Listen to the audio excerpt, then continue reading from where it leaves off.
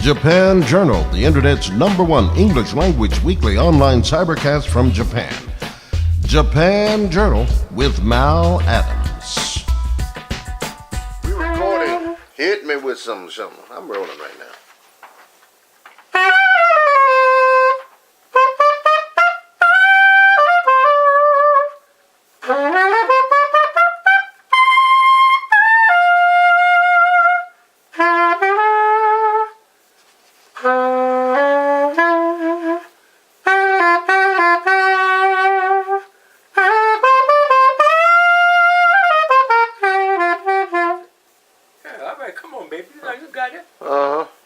Sounds good.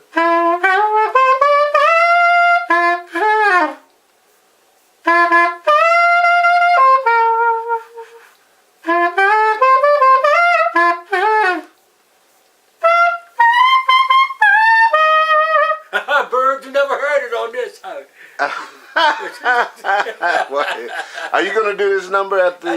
Did you record this? We've been recording for 5 minutes, man. Oh, the hell, you got it. Well, listen, let me just say hi to you and welcome, man. Listen, man, this is for my program, Japan Journal. We're going to present you back to your Japanese fans.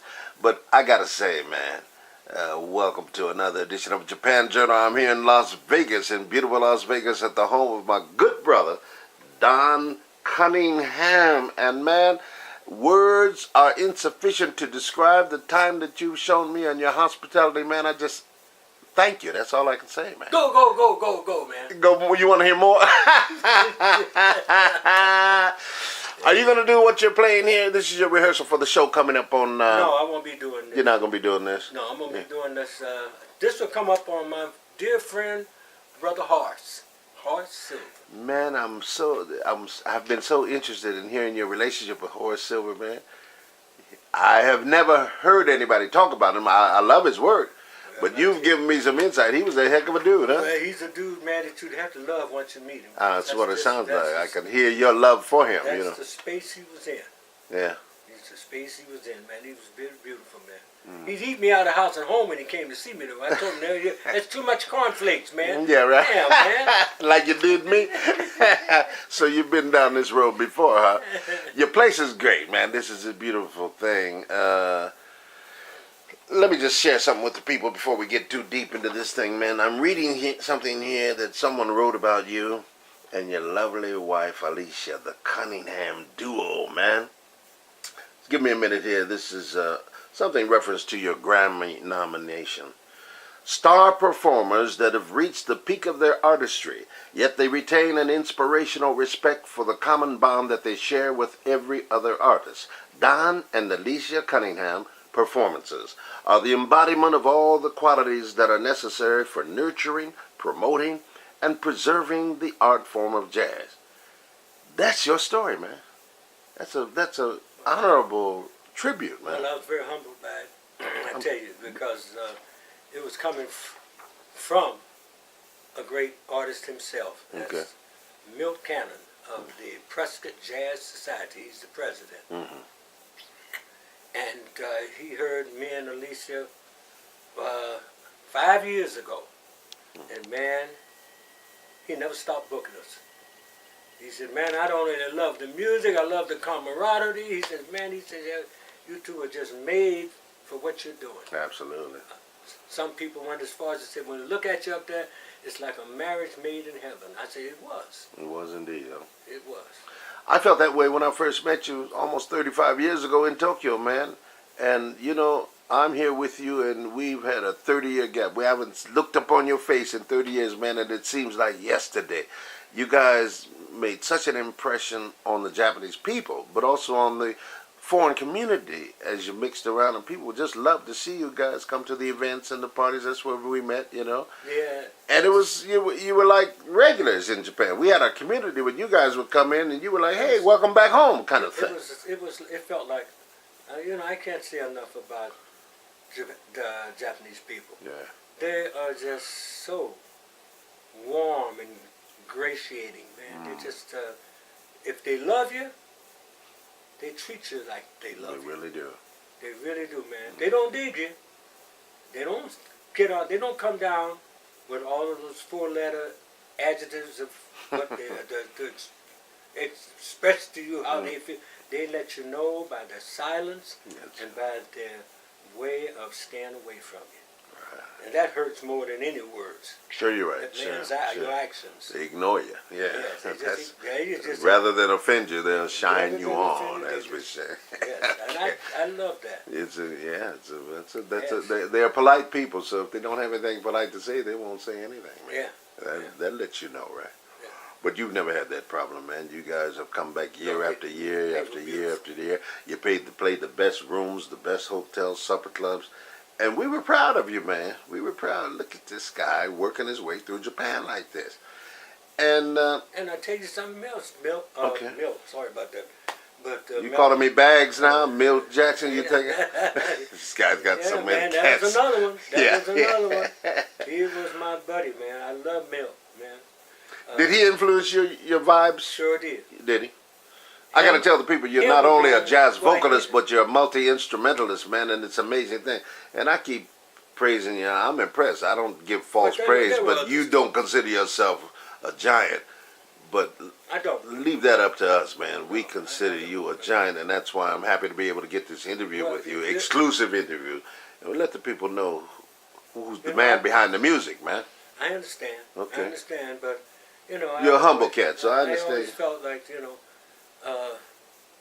like I said, Bags, then there was Lionel Hampton, oh man, the daddy. They called him the daddy of them. Was he a friend of yours as well? Yes, he was. Did you ever work with him? No. Yeah, I played with the artistry, but I didn't. It wasn't working because I had my own thing. Then. Yeah, no. I ran into, all of them were put in my path as I began to go on. Yeah, to do what I wanted to do.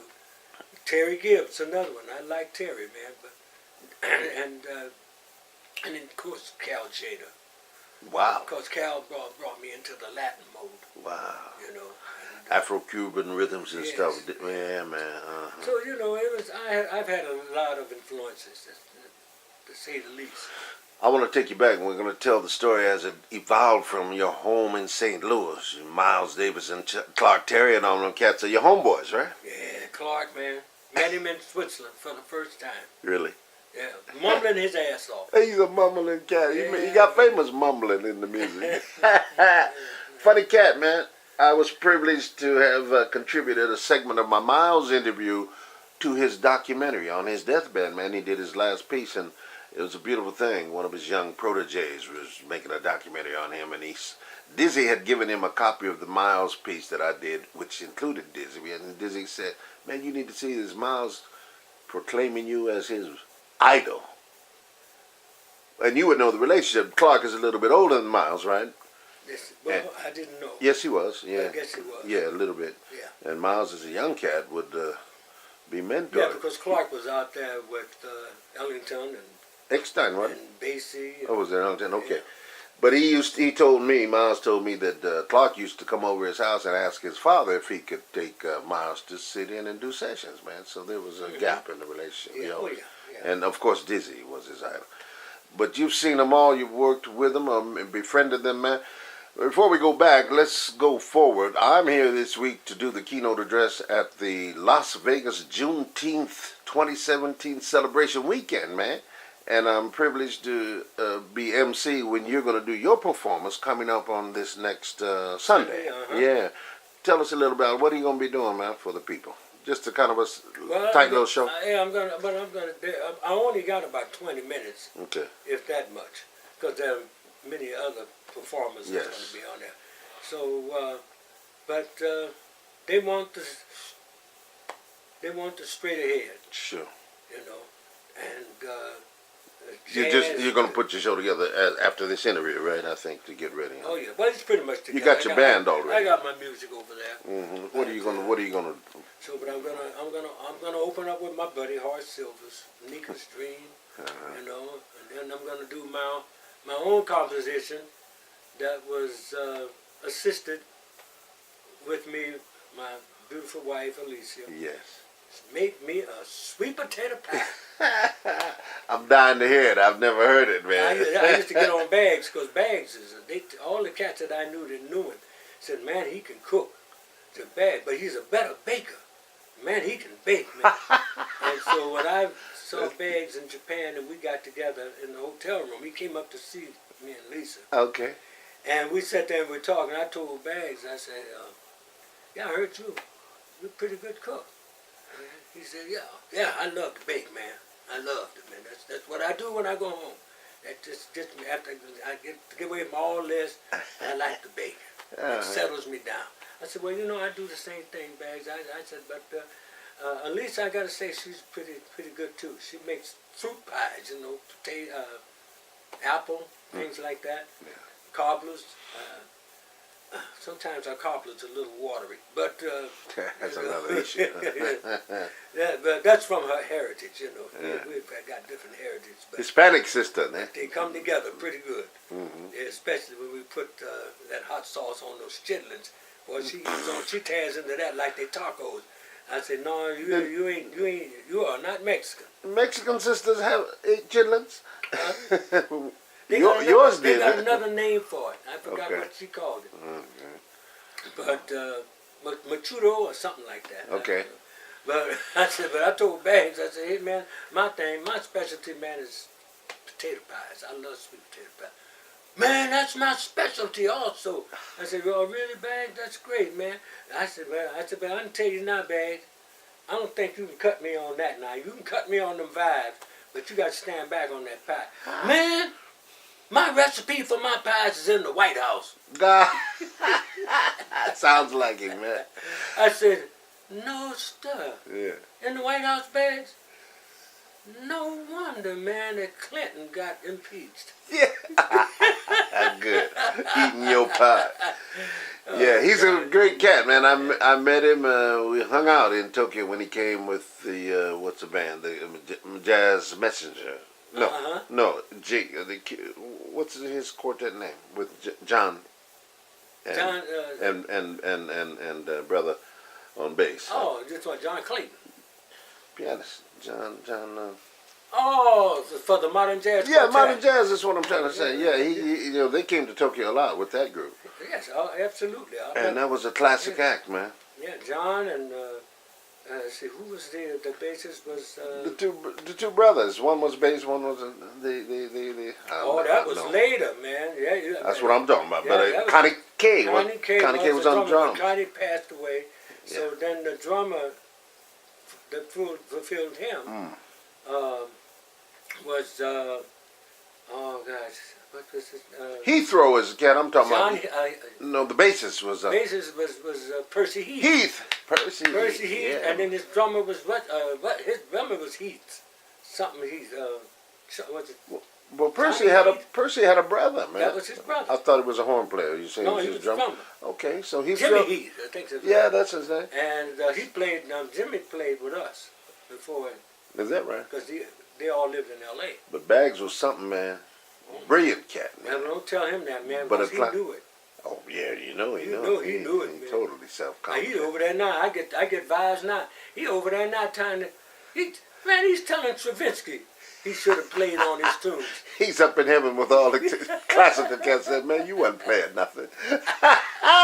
Rachmaninoff and all them cats. Yeah. That's funny, man. Oh man, I tell you, he said nobody will ever touch those things like Milt did, man. Milt had such a style. I mean, he played vibes like a vocalist. Yes, he did. Like he was singing it. Yeah. He just rang, man. Yeah. Phrasing was impeccable. Yeah. And he was a very good pianist. Oh yeah, it makes sense. Vibe is the keyboard. But you don't don't play piano. You never play. Oh no, I never played in that stuff. But you play vibes, man. It's the same layout as the piano. Same keyboard, all just the same. But I just have an affinity to them because of the. You're a rhythm cat. That's why. I'm a rhythm. Ain't that nice? Because it's a part of their percussion. Right, and you play that. Yeah. What is that, soprano? Right. Like it was. You got But licks. it's, again. It carries over, doesn't it? Yeah. All this stuff is related. Rhythm, yeah. That's deep. And, Well, so look, St. Louis, man. You're the oldest of 7 kids. oldest of 7. Didn't you had an older brother or sister? No. You were the first, huh? I was the first to live. My parents had, I think they had 2 others before me, But my mother was young, and I guess she was weak at the time. But they didn't. They didn't grow to any. And speaking in terms of years, I think they were just. I don't know, but she. Premature or something. They Well, back in the day, man, it was tough. They didn't. I was the first one that actually lived. So And I've been catching hell ever since. I understand as the big brother, man. But look, you went to the army. Now, your dad influenced you about music and Yes, he did. and encouraged you to pursue what instrument was Yes, that he at did. that time? First one. Saxophone. Is that right? My father loved saxophone. Great. And I got my horn in there. I got to do something on it. On Sunday? But I'm not going to do it Sunday because I ain't got enough time. But on my concert, I'm going to be trying to get together in October. Is when all that stuff comes out. Great. So your dad, you started out on the sax, and then after you graduated, you went into the military, right? From high school, yes. Because Dad had passed. Oh, I see. He passed early. You were telling me, yeah. And so I had to help my mom. Sure. That was and my brothers and sisters under me. And well, that's like anything else. There was no money. Sure. I couldn't even think about going to college. Right. So I said, well, the best thing for me to do, and that was with that Korean War breaking out, and that was in 1951. Wow. And with that Korean War breaking out, man, I didn't join to go in there to fight anybody, but a buddy of mine who graduated with me, he was thinking the same thing. And I said, you know what, man? I said, they're going to draft us anyway, because at that time they still had the draft going. Right. Okay. And I went down and I called the draft board to find out, because I had just turned 18. And I called them to find out that if I was anywhere near going to be called in the next year or so. And they gave You me could tell by your number, huh? Yeah, about, and they gave me the answer I had to hear, and they said, yes, but we won't get around to you, Mr. Cunningham. From what I see here, you and we'll get around to you about the fall of next year, if not sooner. But make no mistake about it, you will be with us. Oh yeah, you on the roster to be called. Right, man. And So what did you do, man? What was your plan? They don't call it called. They said, you're on the roster to receive your greetings. From your Uncle Sam. Yes, yes. Indeed. Greetings. This is your uncle calling. We would love to have the honor of your presence serving at such and such a place at such and such a time. Yes. And leave your luggage at home, your right? country. That's right. Yeah, man. Leave your bags at home. So, you won't be needing them, huh? So I knew a couple of dudes that had been in World War II, and I got to talking to them, and I said, well, you know, I don't want to jump the gun because I didn't want to really join. But I kind of want to play music when they get in there and they say, oh, you just said it. You want to play music? I'm going to tell you. Don't let them call you. Because if they call you, you belong to them. Oh, I understand. Oh, so... And you may not see music at all unless you get extremely lucky. But if you go... Enlist. Understand. That will be your saving grace. Brilliant advice. And he told me, because that way you'll have a better chance of them picking your specialty, giving you what you want. Interesting. So I said, well, my mother didn't dig it. She didn't want me to do it because of the war. Right. She said, oh, you're going to get yourself killed. They're going to send you to Korea. Blah, blah, blah, blah. I said, well, Mom, we're living in these times. And let's face it, I can send you money back home to help with the family. Than being out here, not finding nothing at all to, hardly to do, and at least as a young black dude. Right. What's out here for me, you know? I did take a test for the post office. Is this 1950, 51? 1951. Yeah. And I took that test for the post office, but they didn't call me. They didn't call me until I got out of the military, which was 3 years later. Wow. And even after that, they didn't call me because about 4 years later, after that, miraculously, man, it's a miracle. I got on the big time. After I'd come out of the Army and I was working for Fallstaff.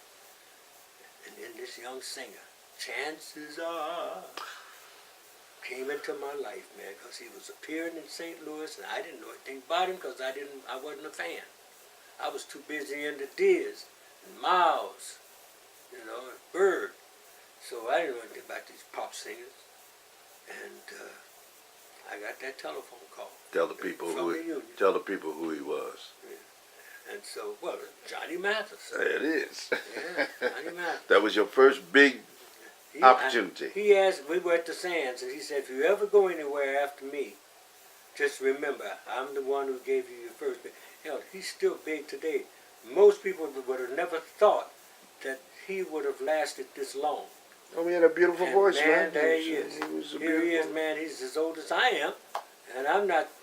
One little chick, president of his fan club, got offended by it and said, "No, we're not here to talk about." She wrote me a thing on thing. We're not here to.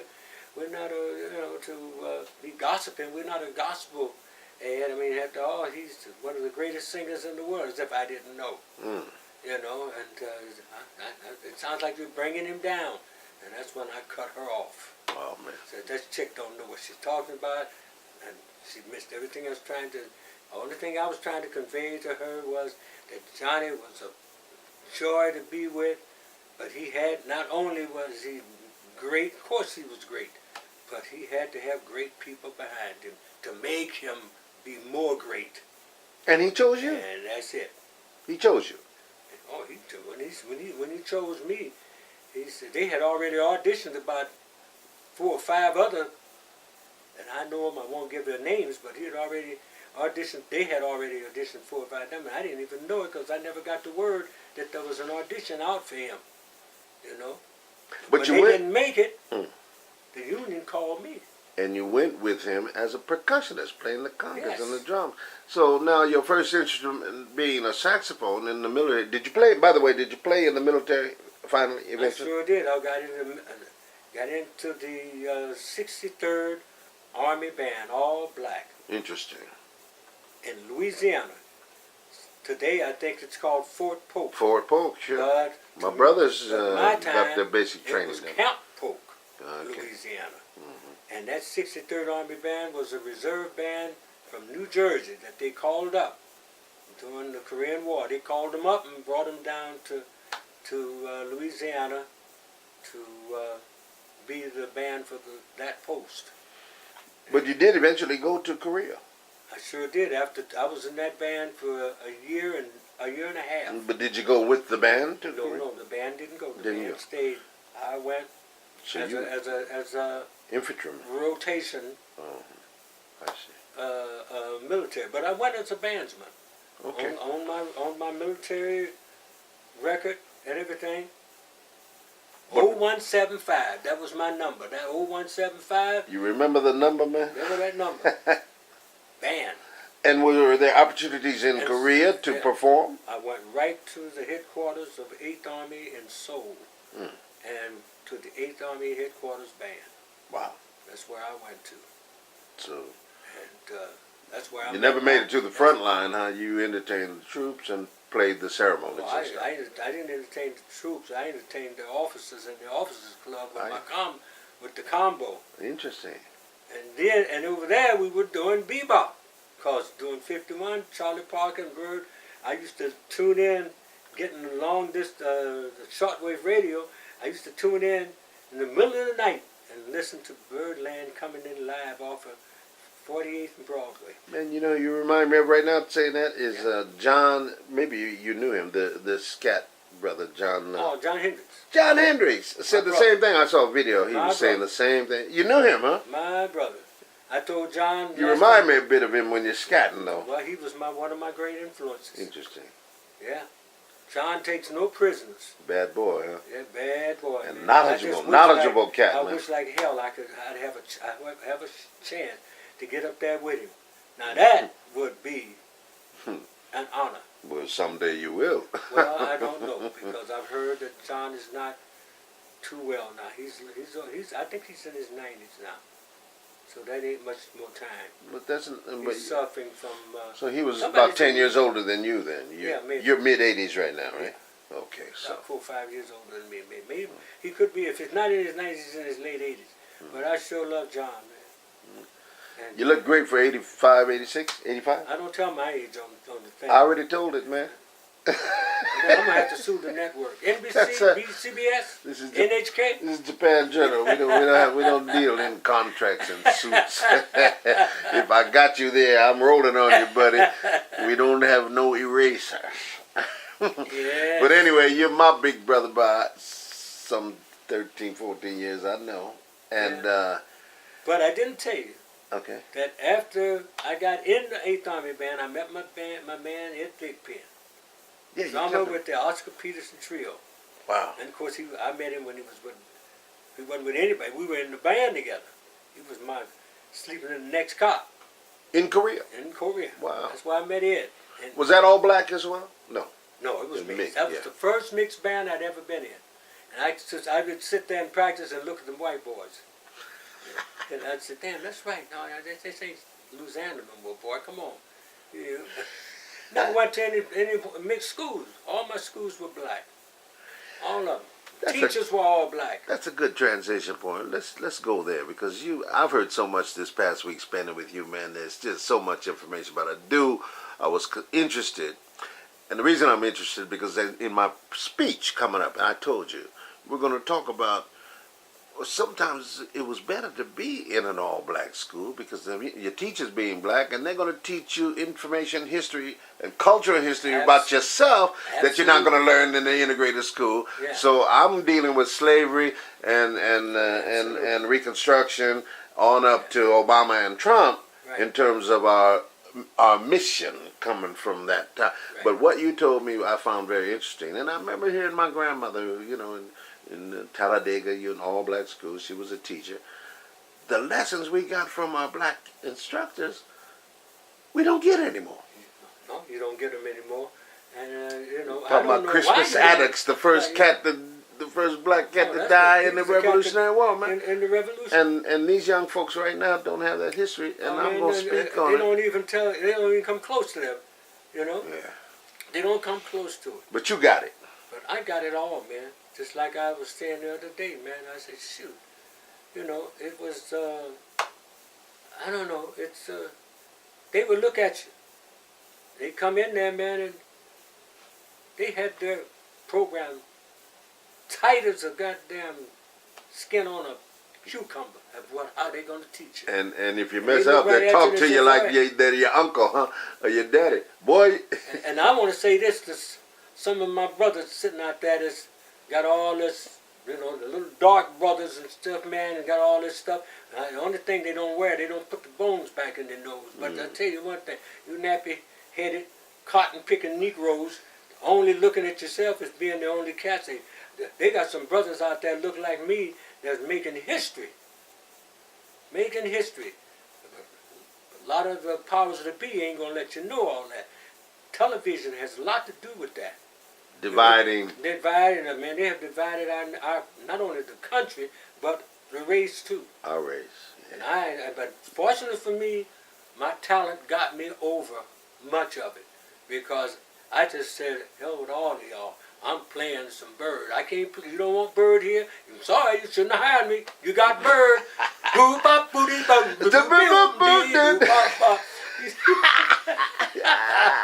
I'm not mad at you for doing that either, my brother, because I'm all about protecting the culture, man. Hey, as a impresario and a jazz journalist and a cat who documents this stuff, which is why I'm so happy to have this opportunity. You tell it, man. I just want the brothers to see that, because I look at this brother, this very talented brother on NYPD. Yeah. Okay. Ice T, I think that's who that is. Real light brother. Okay. But I mean, I know he's a beautiful cat to meet. I'd love to meet him. But his character that he portrays, it ain't the character that he actually is.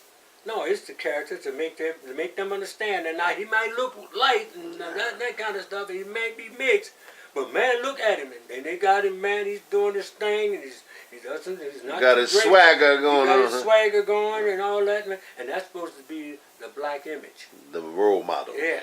See, and that's what I don't like about it. Well, trust me, he probably didn't write that He's script making either. money. He's an art actor and portraying that. It's the scripts that these people pay these brothers to perform. He's man. great, though. So we need to start writing our own scripts, my brother, and that's what I'm going to do with this piece. I just want you to tell it, educate these people. All right, so you got out the war, Korea, military. Come on, I man. had to carry those documents because I left the band in Korea and had to become. They asked me because they had too many musicians in the 8th Army Headquarters band. They had to cut that quota down. Some of them had to go up north. Up north meant closer to the line. Oh boy. And I had to go to the division band.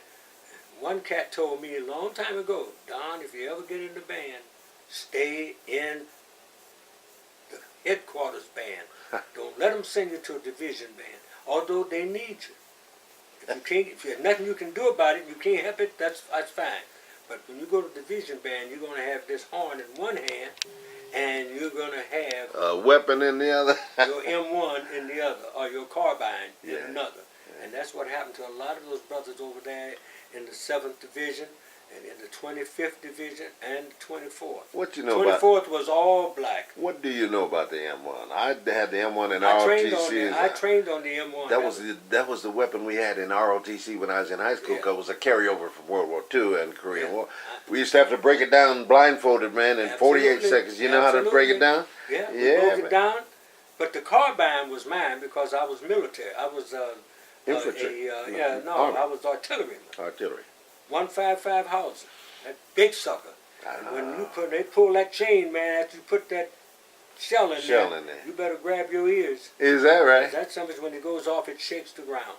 What? And it will tear your eardrum. So it's like a missile. Absolutely. Oh man. The thing, it would go at least 17 miles or 20. What? Yes. Yeah. And man, I tell you, but I got after I got done with all that, I was able to get in the Army band. A black chaplain helped me. Wow. I used to go here, him and his church at the Protestant church on Camp Polk. Wow. Listen to that brother's talk. Very articulate and very nice. Wow, interesting. You know, he's very nice. And I went to see him because the guy told me, a buddy of mine told me, I will never forget that. It was Bob West. He was a drummer in St. Louis with me when I was working with the Chuck Tillman Quartet. And then me and Bob got together. Of course, Bob is gone home now.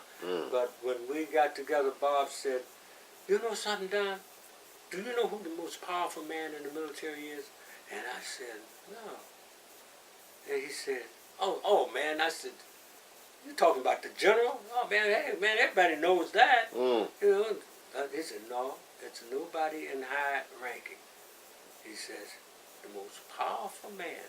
And y'all listen to this, because this may be able to help some of you young cotton pickers. Right. you can edit Teach, that. brother, teach. Yeah. I'm not going to edit this. I'll highlight it.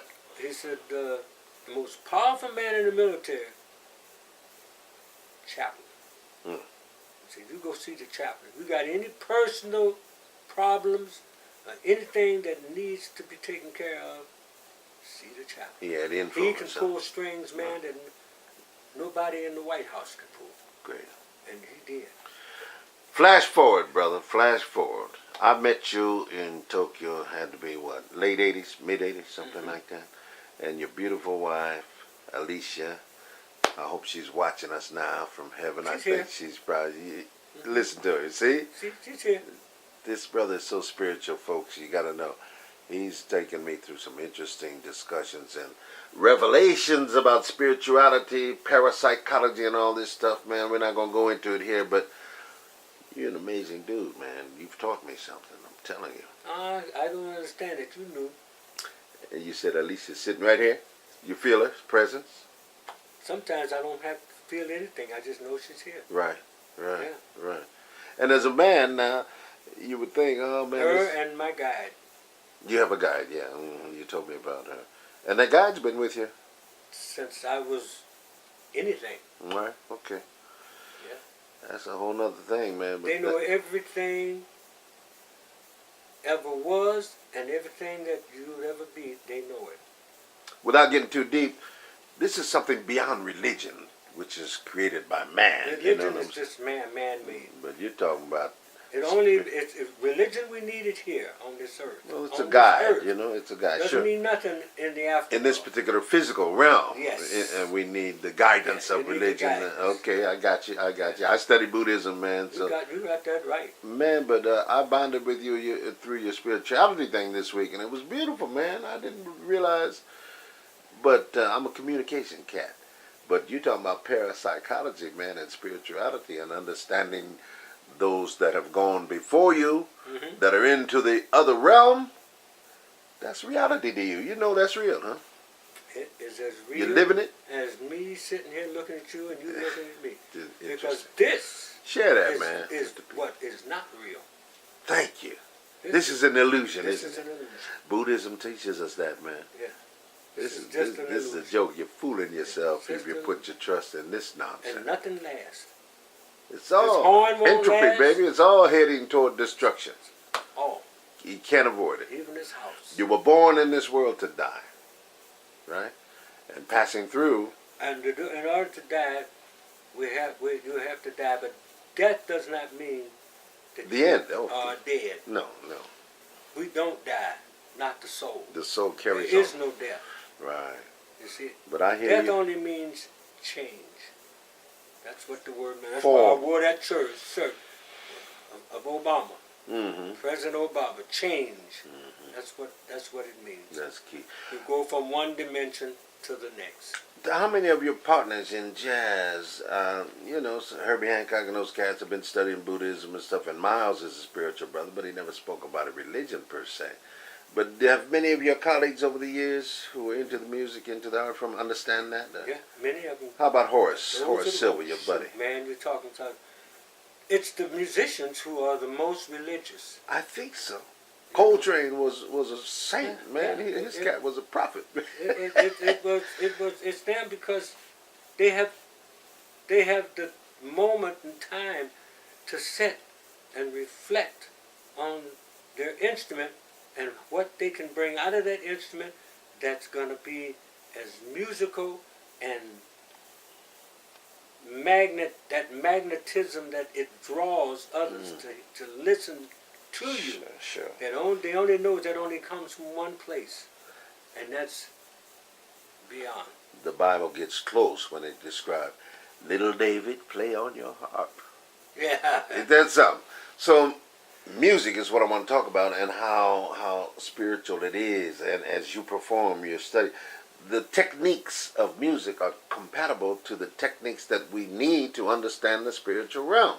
In my studies and in my Because it all came from would you agree with that? Energy, meditation, concentration, and communication. And it's nonverbal, so language gets in the way. That's our downfall, man. When we Talking play, too when you hear a much. guy, like I said, when you hear Coltrane, you hear Bird, you hear all these cats improvising and everything, even to me. Yeah. We're drawing from the source that is within us. Thank you. See? Thank you. That's what you're drawing from. Thank you. You know, and it's always been there. It's beautiful. It's always been there. But how did you acquire that? How did you come to You that don't realization, man? You don't acquire It happened to you. It just happens. You Just- realize You it. just happen to recognize it. You realize it, when, yeah. when you get it. Absolutely. You know. But I mean, you were blessed. Whatever along your way, along your mission. Just like I've had so many to come up. Now, I'm being hailed as one of the greatest scat singers living.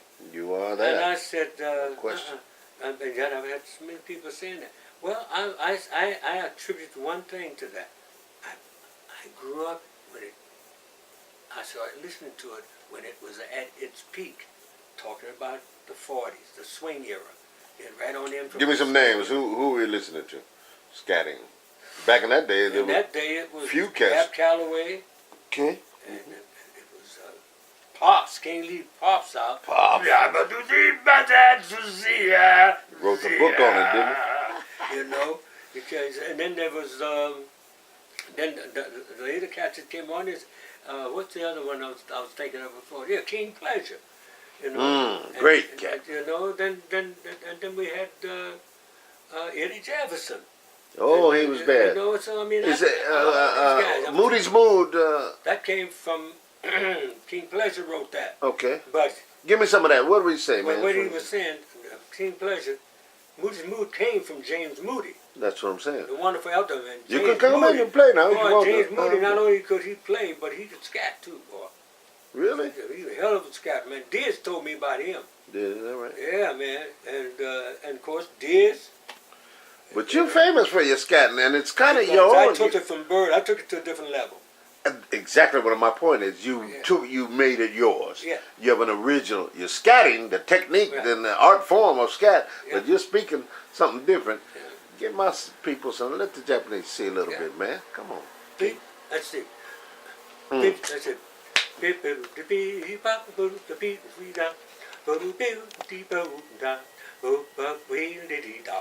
We little bar, we sweep up, sweet it up, build the up, boom da, we both bet it no da, but de bo, boop beep dee da, but beep da, beep ba, beep beep da, eat it dee ah, beep dee bo, dee da, beep dee bo, dee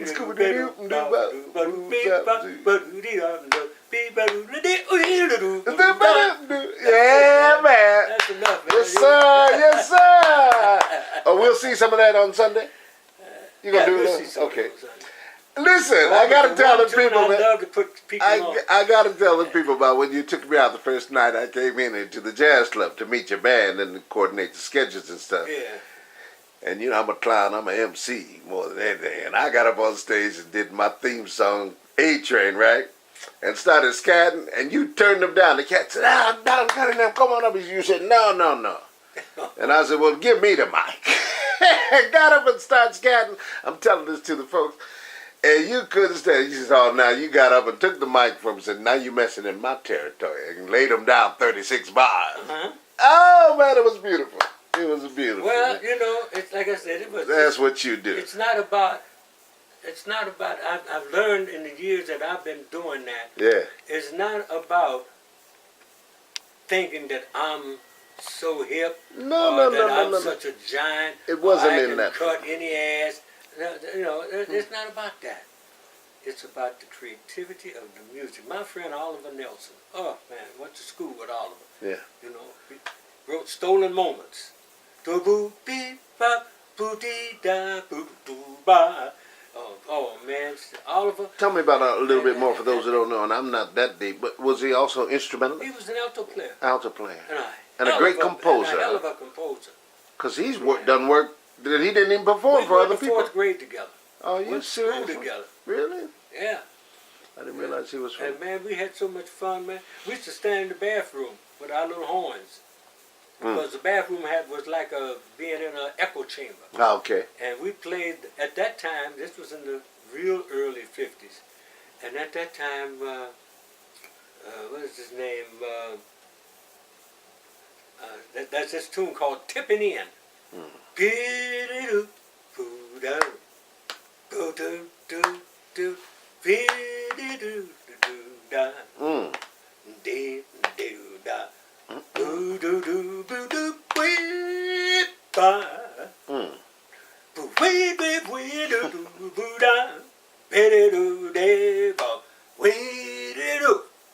Man, I can hear it now. It was called Tippin' In. Is that a blues? It was a blues, Yeah. you know. But they had a bridge, so I can't say it was a blues because the bridge was do do do do do we Took it to another thing. What the heck's his name that wrote this? Damn it, that's what I say. I'll think of it and then we'll put it We'll in. put it in, sure. Yeah, so, but anyway, man, that's how me and Oliver used to But did you do play that song that you were singing in I the still in the play it. bathroom with this echo thing Oh, yeah, going we on? put together, man. And that was the first tune Can you remember any? we learned.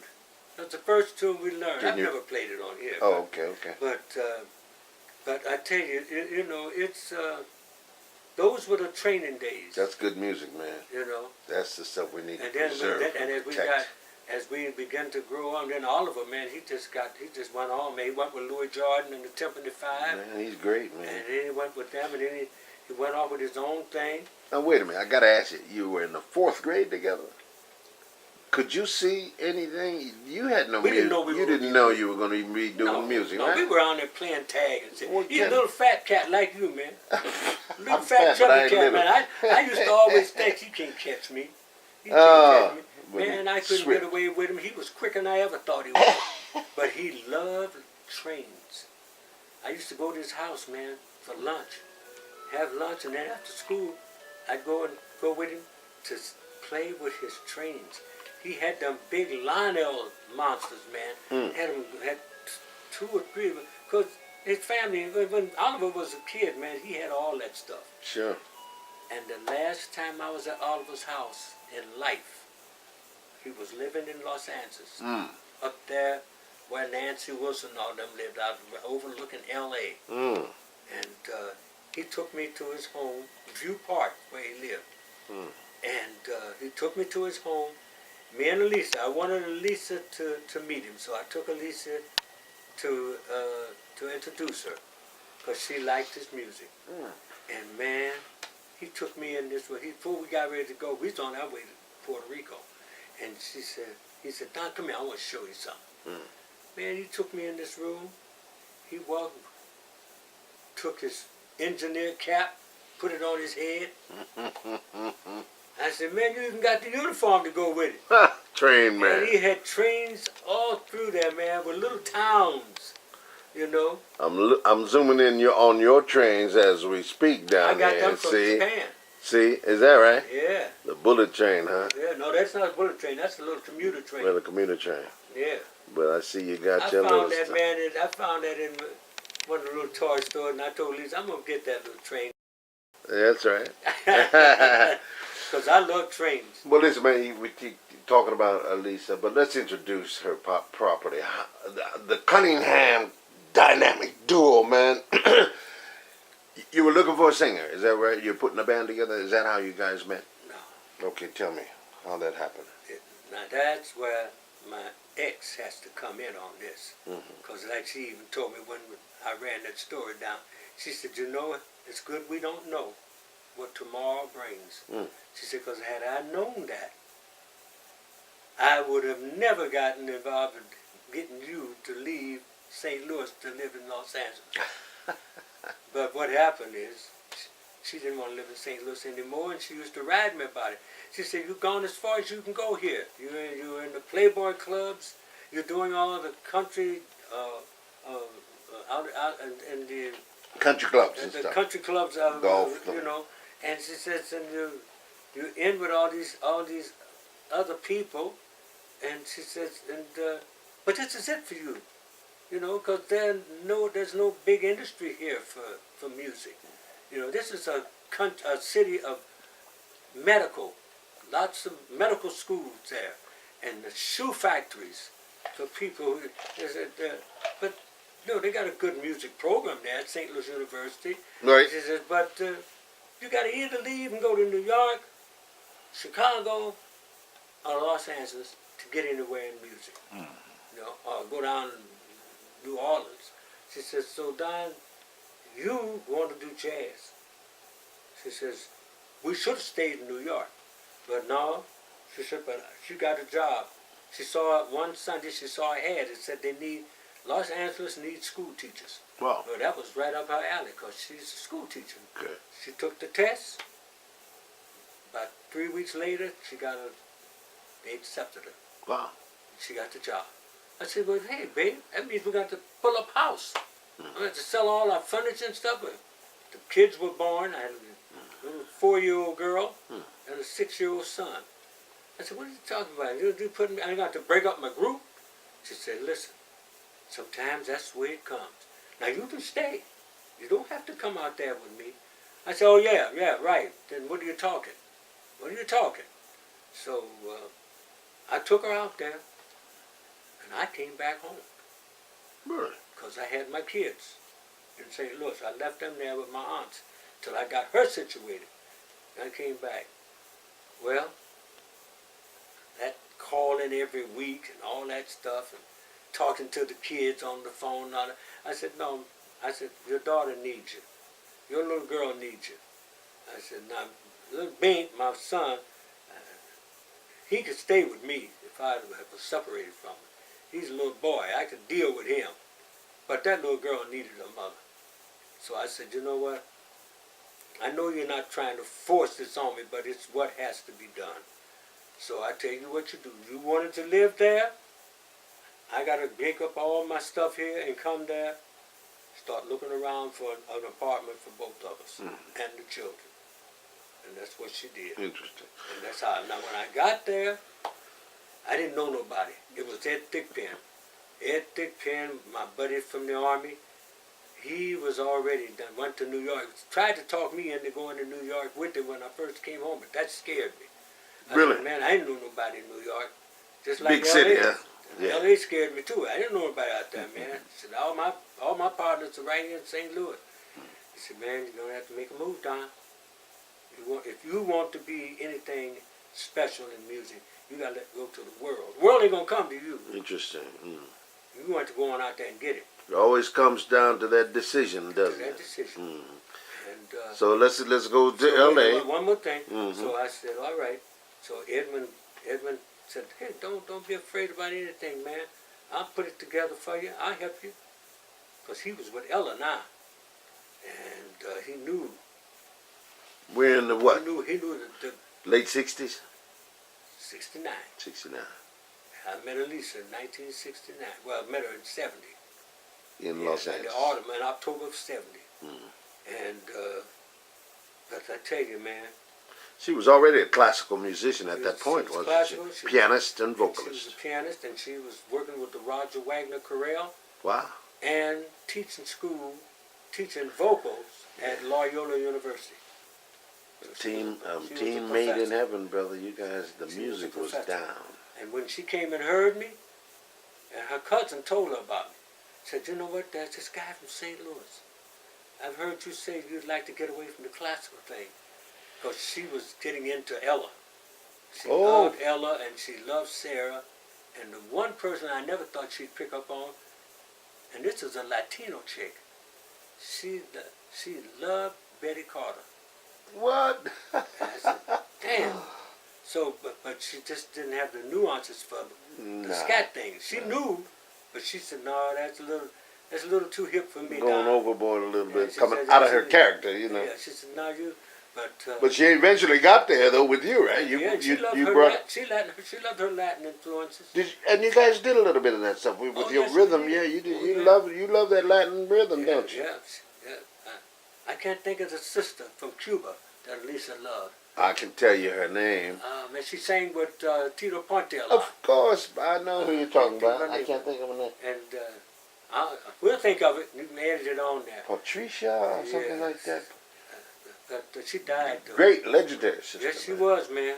Yeah. Bad sister for not having performed in America. She had the same She had the same licks, man. Yeah, same that licks. Sarah and She all of was them had. great, man. Yes, she was. Sylvia Cruz. Yes! That's it. Lisa said that. Did she tell you? That's it. She said, Sylvia don't mistake her She said, name. "Now, Huh? come on, get it together. Don't talk so fast. Thank you, Alicia. Get him right. Yes, Sylvia Cruz.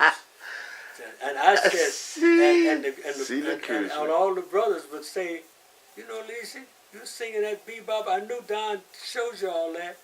Damn, you the Celia Cruz of jazz.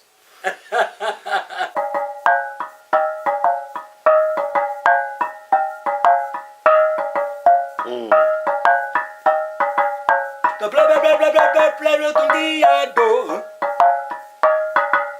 The blah dia blah dia blah dia.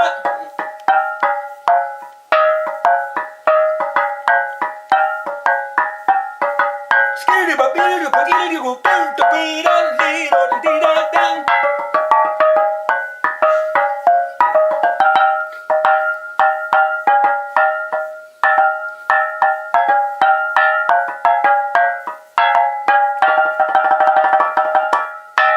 Now we take our break. Thank you very much.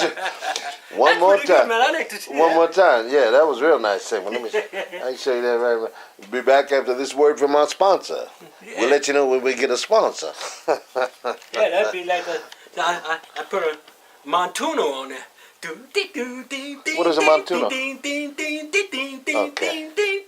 But they're big ones. You got them big like this. Yeah, these were souvenirs. I bought that in Trinidad.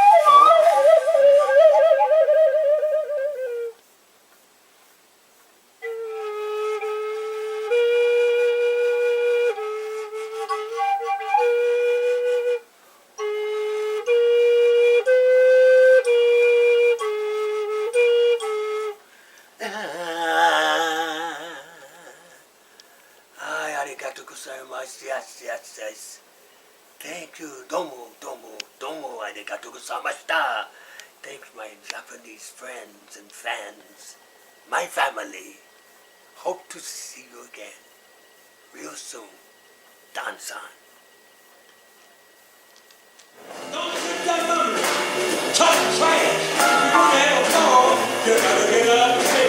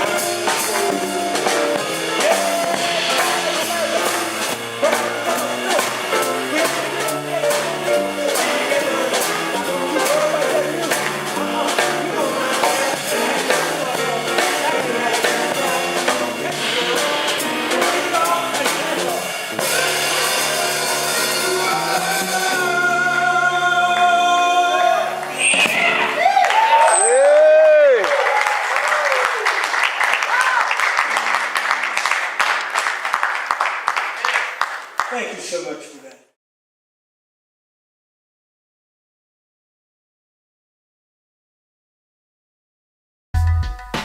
Japan Journal, the Internet's #1 English language weekly online cybercast from Japan.